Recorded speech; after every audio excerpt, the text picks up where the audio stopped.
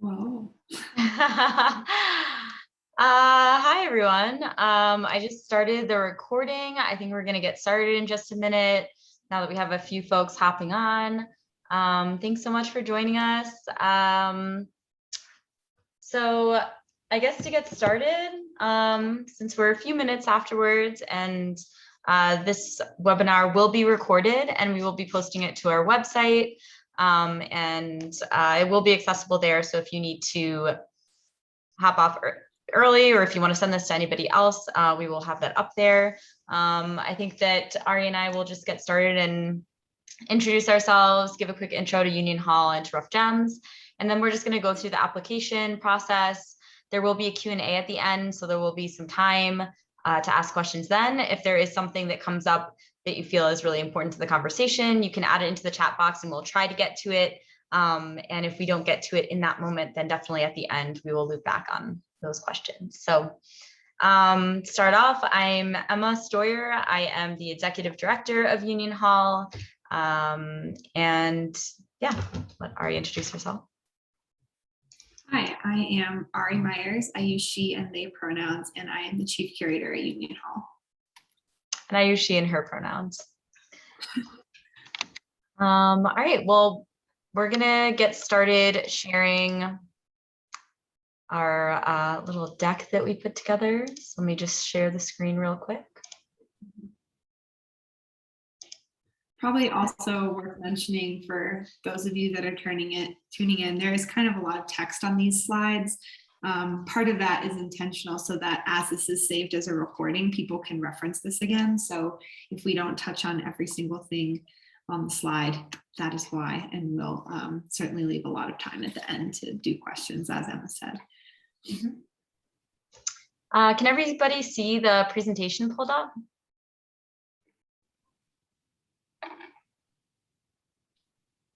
Ari, can you see it okay on your screen? Yes, I can, and the chat is saying yes as well. Okay, perfect. So we'll just get started with just a brief intro on Union Hall. Union Hall is a 501c3 nonprofit organization specifically geared towards emerging artists and creatives. For this program specifically, we're focusing on curators and artists in the Front Range area. So trying to, in general for Union Hall, provide a platform for both locals and visitors, create some cultural activation. So that's our mission statement up there. And then these are some of our values. They're also listed on our website. We do encourage applicants to go onto our website to get more of an idea of Union Hall's mission and our programming, and to come by our space if you haven't been already. Great. I'll let Ari tell you a little bit about Rough Gems. Yeah, so Rough Gems has sort of become our signature program. 2022 is going to be our third year of Rough Gems. And I feel like maybe it would be helpful to just give a little bit of background about how Rough Gems came to be. So when we were initially sort of conceptualizing a programming series for Union Hall that could be something that we go back to every year, and kind of it's our give back to the community, inviting people into the space to produce their own exhibitions, felt like sort of the natural progression, since most of the other exhibitions that we do throughout the year are sort of artist focused. A lot of them are solo shows or group shows that are more conceptually linked, but this is our opportunity to sort of reach and ask our audience to tell us what they would like to see inside Union Hall. And for me personally, it has sort of a sweet spot as well, because when I got out of grad school for art history and I had decided that I wanted to be a curator, I was looking to gain more experience. And, I was applying to a lot of museum and gallery jobs, very low entry level things so that I could get more experience. But I just kept getting rejected from those positions because I didn't have, a portfolio full of shows that I had created. I had 2 or 3, but I was still, very new to it. And what I realized looking around through various open calls around the country, and especially in Denver where I live, I was kind of just surprised that for all the opportunities that exist for artists to submit and showcase their creative work, there's very, very few opportunities for curators to sort of hone their skill set. And to me, a curator can really be anyone who is interested in creating an exhibition. I don't think you have to have a set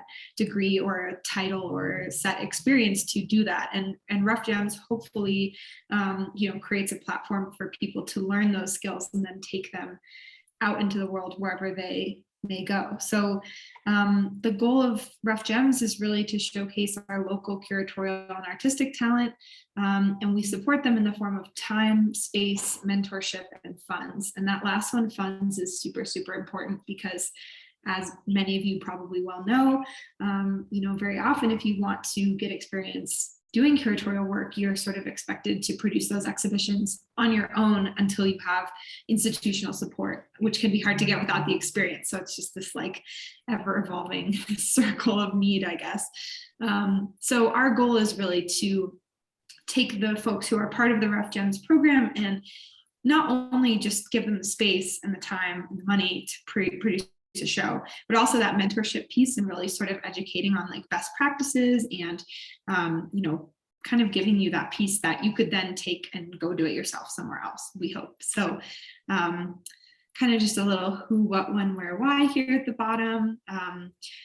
For the who piece, we want to emphasize that it's not just emerging artists and art historians who are obviously sort of like the main people you would think of when you think of an art exhibition, but also Rough Gems was always designed with the idea to be expansive in medium. So we've always really wanted, and so far we've had mostly 2 and 3D works in the form of exhibitions, but we're really interested in promoting musicians, writers, performers, producers, and various other types of creatives. We would love to see those applications come in. And I, in the past have said like, we could totally see a rotating film series or a series of dance performances or music performances, like a showcase that takes place over the 3-week period. So, we're really flexible on how the prompt is interpreted here. And I just wanted to make sure to extra emphasize that because it's something that, we still don't get a lot of those applications. And I really hope that we do this year. As I mentioned, it's our annual open call and collaborative curatorial project. For 2022, this will take place from January 20th to April 23rd. We will select 3 curators and they will each have a 3-week pop-up exhibition with 1 week in between to turn over the space. So that takes us right up until April. And then we'll talk more about this at the end, but the application deadline is October 4th.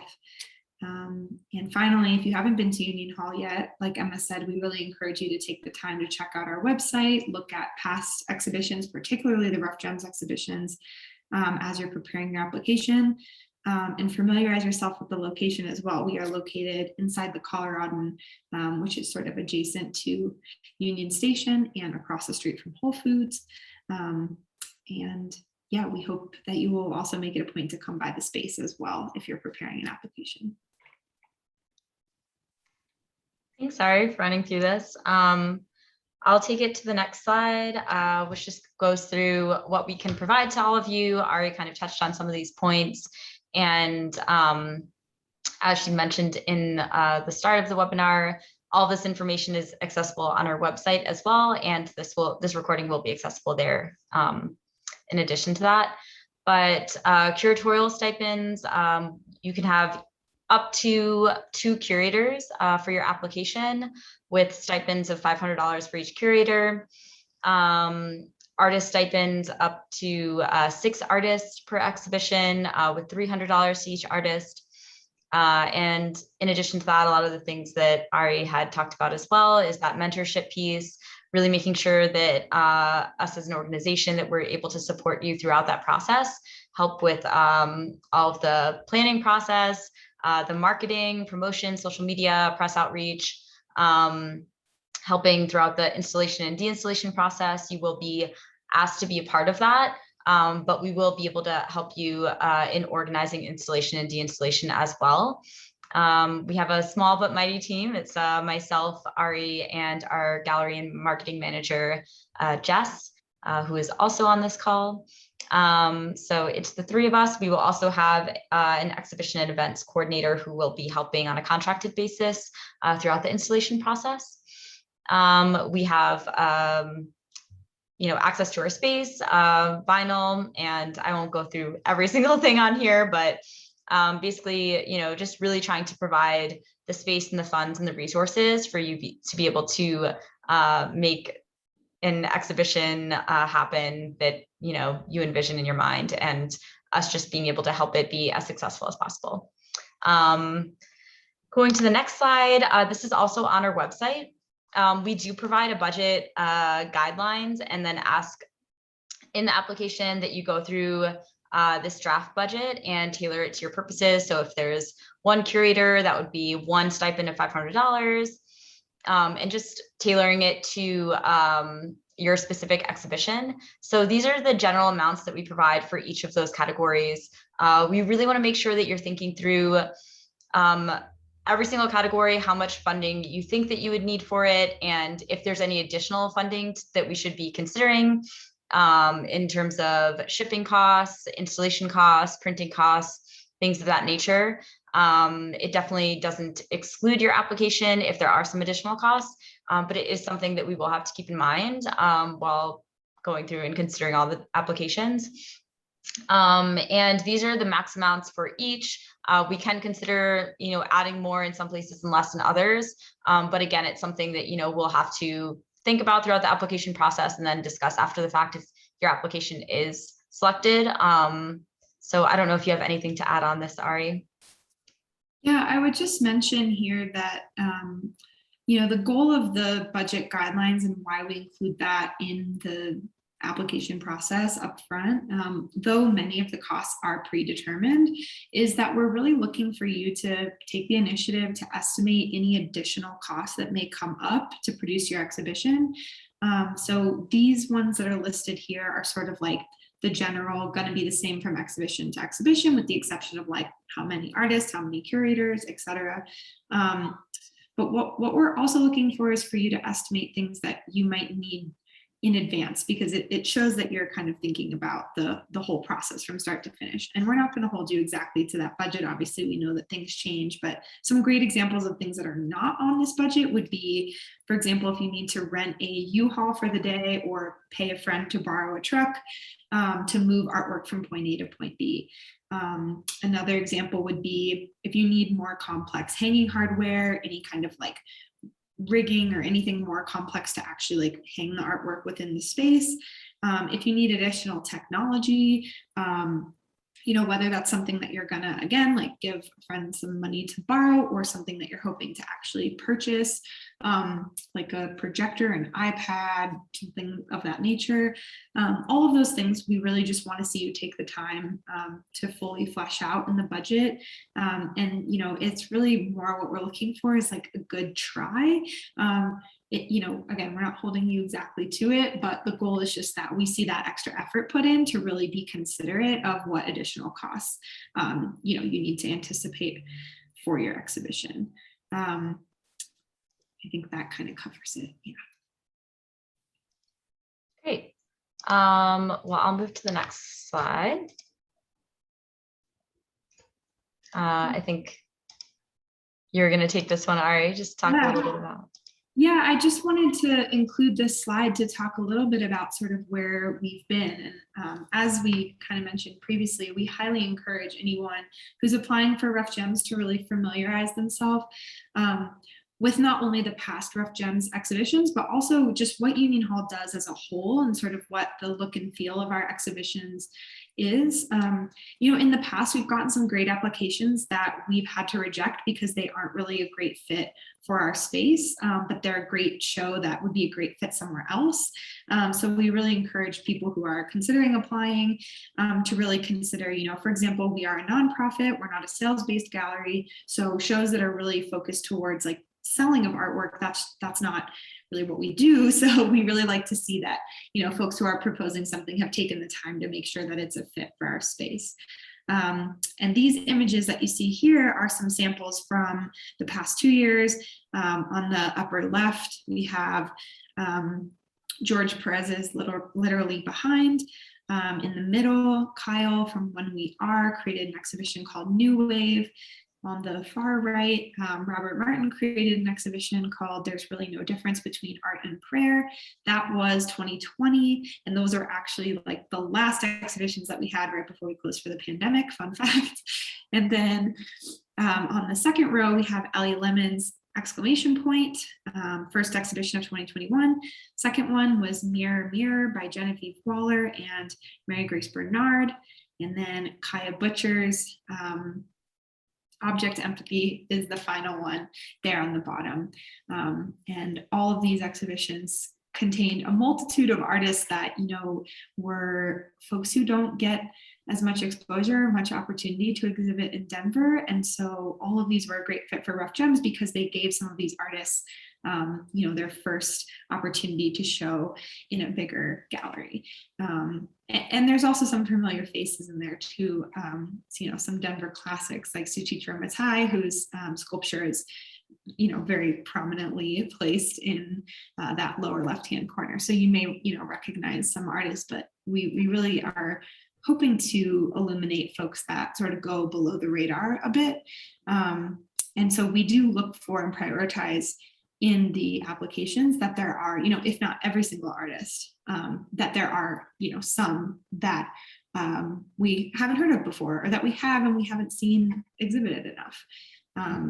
So yeah, please take the time and go through the exhibitions that we've done in the past. It will definitely give you a sense of sort of what we look for, in addition to all the application requirements, which are also on the website. Yeah, I will mention that also in 2 weeks on Tuesday, September 28th, we will be having a little digital happy hour with a few of our past Rough Gems curators. So that would be a great opportunity if you want to tune into that and be able to ask them some questions about their experiences with Rough Gems and with putting together an exhibition, and any questions specifically about their shows. I think, you know, that will be a really fun event as well. Great. All right. So yeah, I touched a little bit briefly on kind of what we're looking for as far as artists, but these 4 categories are sort of what we're looking for more generally in the applications. I would sort of group them into these 4 buckets. I'm not going to read the whole description here, but it kind of breaks down into these 4. So aesthetic and conceptual appeal, I think that one's pretty straightforward. We really want exhibitions that conceptually are rich and interesting, and aesthetically are nice to look at, or challenging to look at is also great. But, you know, we want it to have that appeal where it draws people into the space and that they want to learn more about the artists that are there. Inclusive and accessible. This is something that's really important to us, that the Rough Gems exhibitions are really aligned with Union Hall's values and with our DEI goals as well. So we're really looking for exhibitions that are inclusive of different mediums, people of different backgrounds, and that also are accessible to a variety of different people. You know, we want to make sure that these exhibitions are not only accessible for people with disabilities, and we try to do that through our programming and, you know, find ways to make sure that we're being accessible in that way, but we also mean accessible in terms of concept and trying to come up with things that really give people an entry point, you know, that are something that doesn't require a ton of like very specific niche knowledge to understand, for example. And then a clearly defined budget, as we mentioned before on the budget slide. We really want to make sure that the proposed exhibition does fit within the resources that we have available for Rough Gems. And also, as I mentioned, you know, it doesn't have to stick exactly to the budget guidelines that are there, but we do expect you to try to anticipate some of those additional costs. And then finally, supplementary programming. So we are also looking for each exhibition to propose one supplementary program that will happen during the 3-week period. So there will be 2 programs overall during each exhibition. One will be a curatorial talk where the curator will, you know, get a chance to speak about putting together the exhibition, why they chose the artists, what the sort of meaning behind various different aspects of the concept is. And then we would also look for one additional program which you will propose, and you can propose 5 different ones and we can pick your favorite or pick our favorite or work together to pick one. but we're looking for something that will help to like amplify the exhibition. And one way that we really like to see that happen is when you're adding sort of a different medium to the mix. So for example, a concert, a poetry reading, a film screening, something that helps bring in a different audience to view your exhibition and sort of amplifies, you know, conceptually what you're thinking about. So those are sort of our main 4 buckets, and there's a lot more information about this on the application as well. Yeah, I would just say in terms of programming, if you want to take a look at Union Hall's event calendar and some of the previous Rough Gems exhibitions and the types of programming they did, obviously for 2021, it will look a little bit different since we had to be a little bit more creative. We had a digital zine, we did a coloring book, so tried to do some more that didn't require in-person events, but now that we're getting back into in-person events, and obviously, you know, we'll keep an eye on numbers and, you know, change according to COVID restrictions, be able to switch gears, but we are anticipating being able to do in-person events during that time. And if you take a look at our event calendar, we do a lot of that type of programming anyway in our space. And it's a big part of what Union Hall does is trying to bring creatives from different disciplines and different parts of the art sector in Denver together. And so that is something that we're excited about and that we will be taking into consideration for the applications. All right, guess let Ari talk a little bit about the layout of our space. Again, I think it's great to go in there and see it in person, but Ari can, you know, mention the giant whale walls, as we call them. Yeah, so I think it's also worthwhile to note that there's sort of 3 components to the application. There's the actual application itself, which is some writing and some images. Then there's the budget document, which you've already talked about. And then the third piece is this layout component. We want you to create a mock-up. And again, it doesn't have to be something that you're sticking directly to, but just to give us a sense of like how you're filling the space and what your ideas are for utilizing the space. This document is available for download on the website along with the application. But one thing that I thought it would just be helpful to talk about is sort of a key to what you're looking at here. So we have 2 different types of movable walls that exist in the space.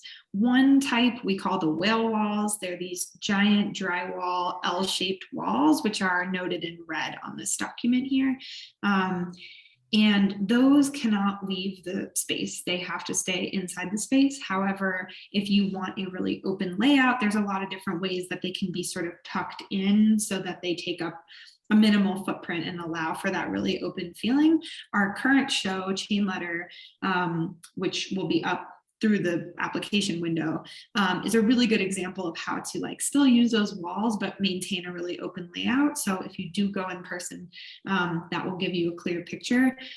Also, like I said, just take a look at past exhibitions and you'll get a sense of how these walls are used in the space. The other type of wall, it's a little harder to describe based on this image that's on the screen, but they are basically these large hanging panels that have C-clamps that go up to our pipe grid in the ceiling, and they clip on, and then the feet at the bottom screw down to the floor, and it sort of keeps it sturdy. We have, I guess, 12 panels. I want to say we've never had to use all of them for an exhibition, but they are only able to be used to hang things that have like pins, push pins, T-pins, nails. We can't screw anything into those walls because they are covered with a woven fabric, which allows them to be self-healing. So once you put a nail in that wall, you pull it back out to change out the exhibition. You can kind of rub over top of that woven fabric, and it sort of closes back up where the nail hole was. So those have a little bit of a caveat just with what can go on them, but they are really useful for dividing space as well. So we've also had them used in the past in exhibitions where nothing was actually hanging on them, but they were just there to kind of create a flow of traffic throughout the space, or just create barriers so that you kind of can't see from one side of the room to another. And those are actually currently in our storage space. So if you do come to Union Hall and you would like to see those, our gallery manager, Jess, would be able to show you them in our storage, but you can also see them in some of the images of past shows. So that's just a super, super high level, just so when you're looking at this document, it's a little more clear what you're looking at. But again, just highly encourage you to go see the exhibition space if you can. Okay. Well, it looks like Jess might be raising her hand. Jess, did you have something you wanted to add? That was an accident, but thanks for checking. Oh, okay. Just checking all the functions of Zoom. Just wanted to make sure. This slide, I'm also not going to go over in a ton of detail, especially because I kind of just said all of this information. This is all on the website. But basically, as I mentioned, the main ideas here are that we want a written curatorial statement that outlines the concept, scope, and goals of your concept. We want information about each of the curators and artists. That can include bio, email, phone number, website, links to social media, links to portfolios, and we'll need that, like I said, for artists and curators. We need images. Obviously, we need to know what this beautiful show is going to look like. We encourage you to send in examples of past work or work that's in progress, but we would also really like a reference image for your proposed projects. So if an artist is proposing a new work that they're going to make, we would love to see a sketch, a rendering, a reference image from a past project that will be similar, just something to give us an idea of what it will actually look like in the space. We need a list of supplemental programming, and we need your budget document. And then finally, since there are 3 different time slots that are available, since each exhibition is 3 weeks long, we'd like your ranked preferences for which time slot would work best. And we would especially like you to note if there is a time slot that you are like completely unavailable for some reason. For example, like if you're a student and the exhibition slot number 2 would overlap with your exam week, obviously, please let us know that so we can do our very best to meet your needs. Ultimately, our team will make the decision of when to place each person. We try to take your preferences into account, but we also try to create a really cohesive flow of exhibitions. And we also try to think about the space and how we'll be able to change it out within the time allotted in between. So all of those things kind of go into the decision, but we would love to know if there's any like absolute conflicts just as we're going through that process. So all this information is on the website, and ultimately when you gather all this stuff together, you will combine it into one giant PDF document, and you can send it to us via email or via WeTransfer. And there's more info about that on the next slide, I think, too. Awesome. One thing I did want to mention, I'm not sure if maybe you mentioned in the beginning, Ari, but I did want to point out, we have this highlighted on the website as well. But if you are applying as a curator, you can't submit your own work as one of the artists. So that is a major point that we do want to make sure is clear for all applicants. We really want to make sure that the curators are taking the lead on it, and that it's that they're not showcasing just their own work. So yeah. I think it's also worthwhile to note, because we've gotten this question before. Folks have written us and said, well, I don't know any curators, but I really want to show in rough gems. I'm an artist and I really want to show in rough gems. How do I meet curators?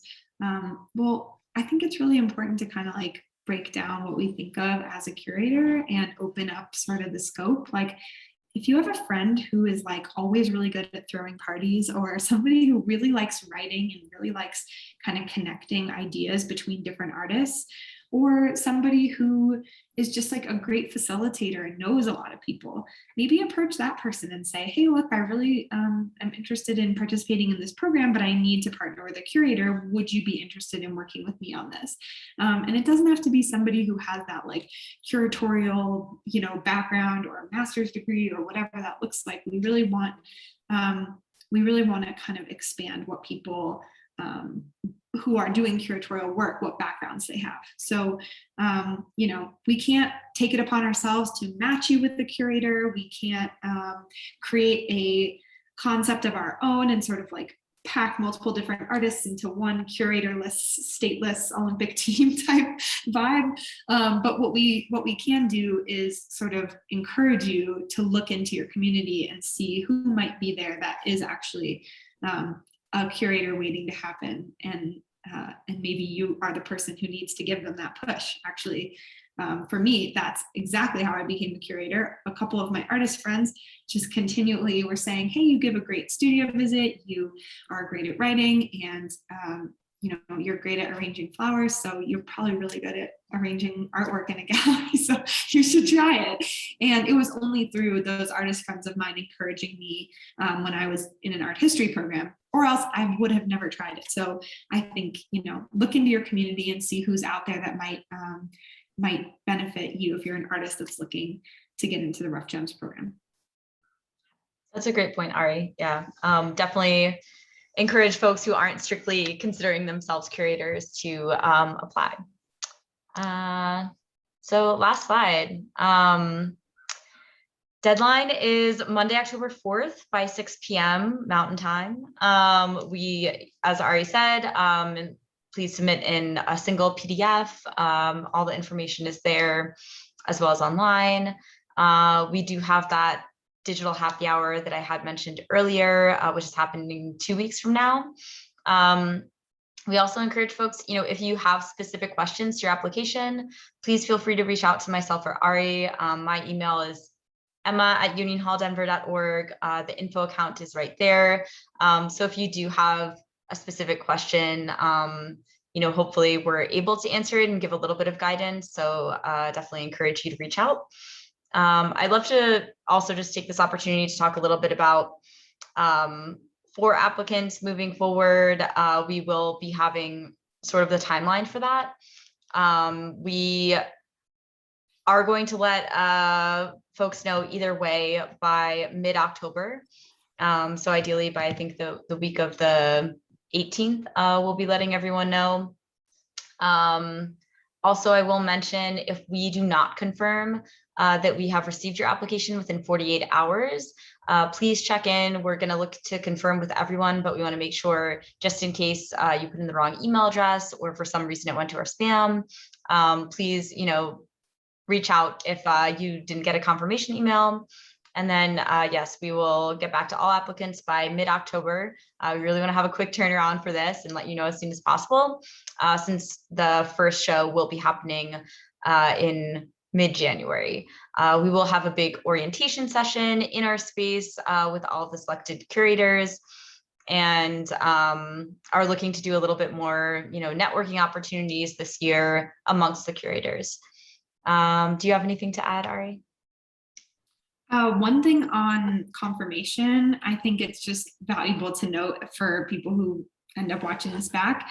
Our website and emails used to be unionhalldenver.com, and about a year ago, we changed them to .org. So just to reemphasize, we are .org, not .com, and that tends to be like the #1 reason that emails don't make it to us for some reason. But like Emma said, we will be responding with confirmation. So if you don't get confirmation, that is a sign that your email was not received. So check up on it. And if you do have any specific questions, as Emma mentioned, I'm also available to answer. I'm Ari@unionhalldenver.org, or Arielle, sorry. I use my full name on my email. It's on the website.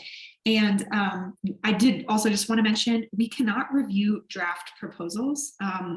We're totally available to chat on the phone or go back and forth via email if you need more clarity around the application, or you want to make sure that something, is feasible or makes sense, but we can't review your entire application and provide feedback. That's just sort of where we draw the line to make sure that it's really fair for everybody who is applying. But, specific questions are very much welcomed, and we're happy to spend some time chatting with you if that's helpful. Absolutely. Well, I think we're at the end now. So that is on our website, where you can find more information on Rough Gems. That is our social media handle if you want to follow us and stay tuned. And yeah, well, I think we'll open it up to Q&A now. If you have any questions, you can raise your hand and I can give you the ability to speak. This is a weird feature. Or you can ask questions in the chat as well if you'd like. So, hi there. Hey, this is Al. Sorry if my name isn't showing up that way.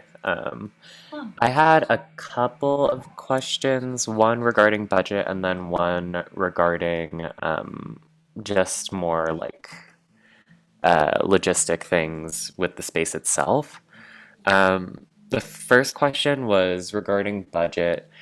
If any of the artists who I'm working with need more beyond like paying themselves, need a materials stipend. So in terms of like doing any sculptural work or putting together any sculptural work within the space, since the max budget is 1,800, is there a possibility of factoring that in to the budget and adding a materials stipend, just so artists aren't like using their entire artist stipend to pay for materials?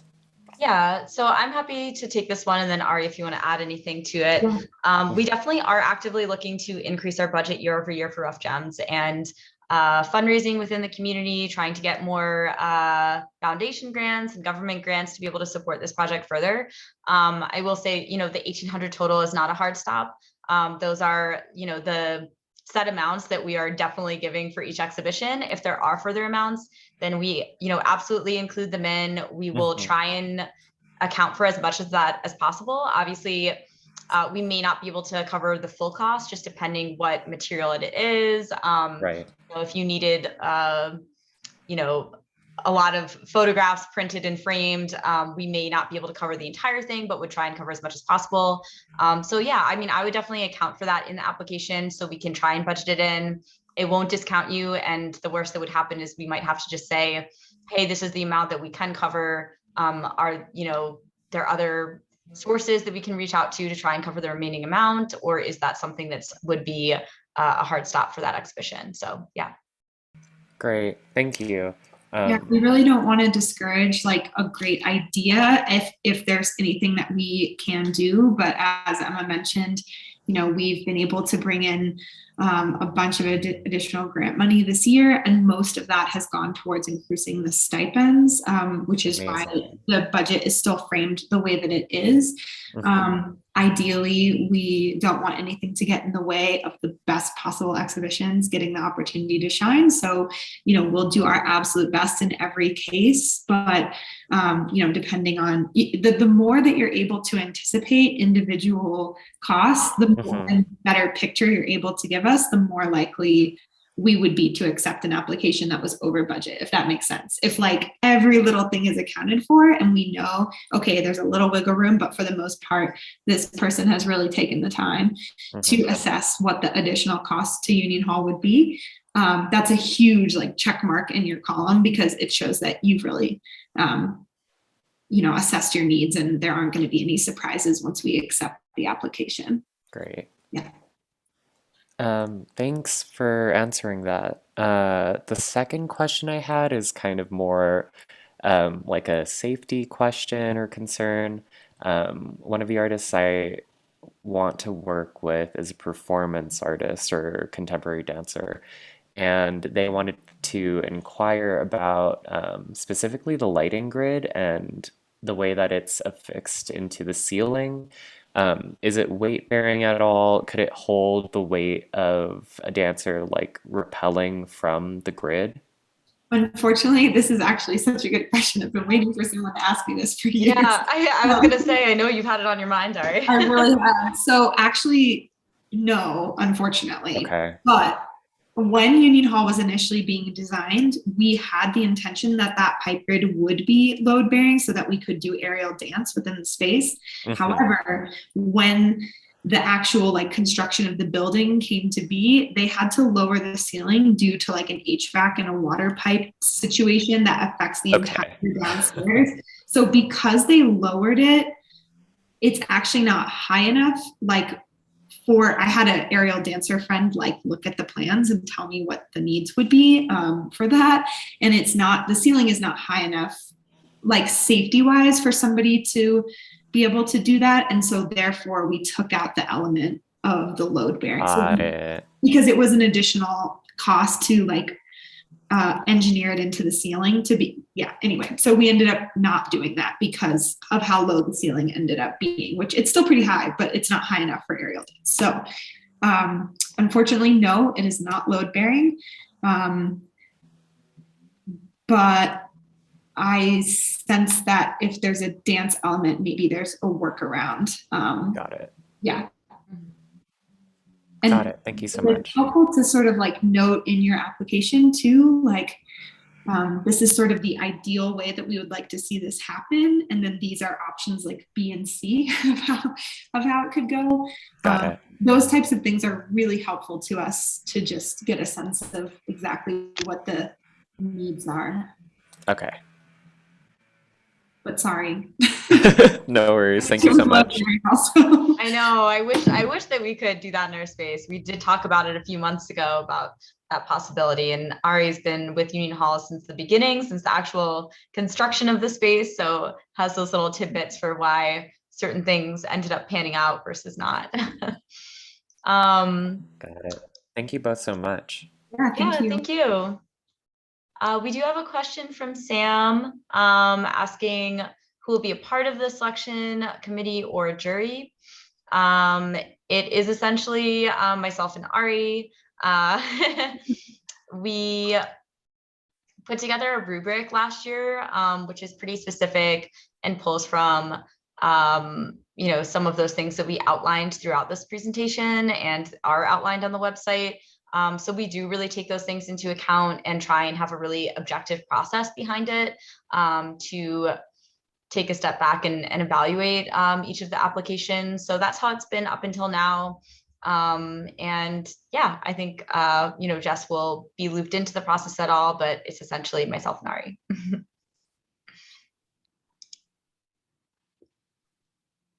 Sam says, wonderful, thank you. And Elle is our collaborator curator. I figured that and I love that. And I'm so excited to see y'all's application. Awesome. Well, I'll just, does anybody else have any questions? I can just allow everyone to talk. Maybe that's the way that you're supposed to do this. Oh. I figured it out. Sorry, guys. I have some technological issues, so I figured it out finally, but feel free to chime in if you have any questions, either here or in the chat. While we're waiting for additional questions, I have one thing that I have been asked the past 2 years that I think might be worthwhile to throw out with regard to budget. So in the past, when people have proposed exhibitions, very often they'll go, okay, well, I only have one curator and I only have 3 artists. So let me take the rest of the money where like I could have 2 curators and I could have 6 artists. So let me take all the rest of this money and sort of allot it in different places because you were going to pay that anyway. And while I love the ingenuity and I totally agree, like we want to be able to give you the max amount of funds that, we can to support the best ideas possible. Like I said, I would not necessarily look at the budget the way it sits as a goal, like let me reach the top and use every single dollar of funds that we have available. I really would like to think of that as like a limit and not a goal. We really are including on the public facing budget just the expenses that are relevant for the curators to know about and to keep in mind as you're planning your exhibition. But there are a ton of other expenses that go in on our end to producing these exhibitions that are not on the public facing budget. And so as a result, I think the impression is like, oh, well, this is all, available. But in reality, there's a lot more that goes into the back end. So, being a smaller nonprofit, I just would encourage everybody to sort of be respectful of those budget guidelines and understand that like we really are coming from a place of like trying to fund the best possible projects with the most amount of funding that we possibly can. But also it's really hard on us when everybody is using that absolute max limit available, because it just creates a situation of scarcity, and that's just not the place that we want to be operating from. So just a little bit of consideration for the Union Hall team, but ultimately we're hoping that the best projects get the most money. So that's really where it comes from. Yeah, I'll just add on to that quickly and then pass it off to Lindsay, who I see has a question.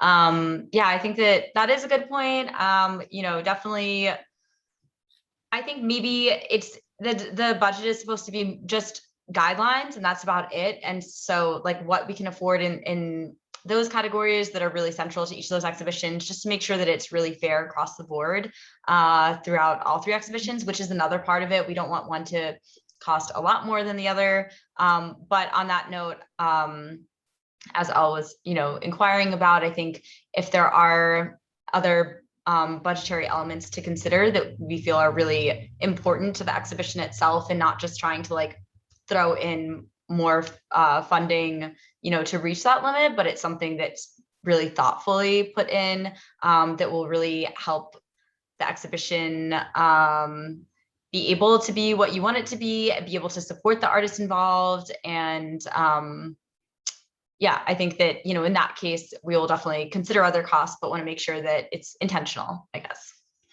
Absolutely. Lindsay, do you have a Lindsay's question? images were featured in this proposal previously. Hi, Lindsay. I was. Hi. Oh, you don't have my face. That's okay. Hi, everyone. Hello. I was previously included, yes, when I was local, and I know that the mission, I think, prefers sort of that regional aspect to it. But I actually moved away in Me February. too. Yeah, right. Moved away. So I was wondering if that would exclude me sort of outright as like part of my like application from like a curatorial perspective, given that like I wouldn't be local, although I would be trying to probably, work with local or regional artists, with the fact that I wouldn't be local at the time kind of Yeah. nullify my application. I'm going to go ahead and say, no, that would not exclude you, because you are a member of the Denver arts community and you have been for a long time. And though you are not with us currently, as long as the overall impression of the exhibition is that there's a local focus. Yeah. We have many times in the past included artists that are not based in Denver. We've never had a curator that's not currently based in Denver, but why not? I mean, I think that I'm really interested to see what you would put together, and I wouldn't want to preclude you for any reason. So yeah. Well, thank you. Okay, good to know. Thanks, y'all. Yeah, I definitely agree with that. And as Ari said, we have included artists who aren't local previously, and we do try and make sure that we're not just featuring the same artists in the community, that we're reaching out to not just new artists within the community, but also creating some connections from Denver artists to other cities and other communities. And so sometimes it is really fun to put together shows that have folks from both Denver and elsewhere. And so, yeah, I definitely wouldn't exclude the application.